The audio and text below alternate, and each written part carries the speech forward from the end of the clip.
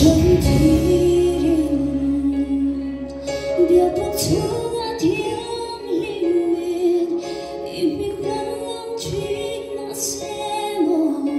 chung riêng là con là chia cộng trong suốt bay hiếm mà sông đar xuống mà hiếm xì lô em kim ba rong ri gần xia mà điên thở gần ngài ani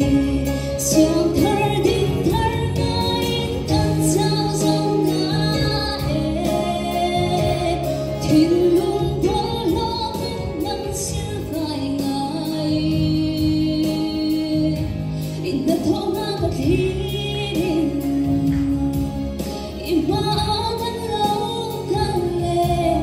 khơi rao thiên hiên bin đi har nero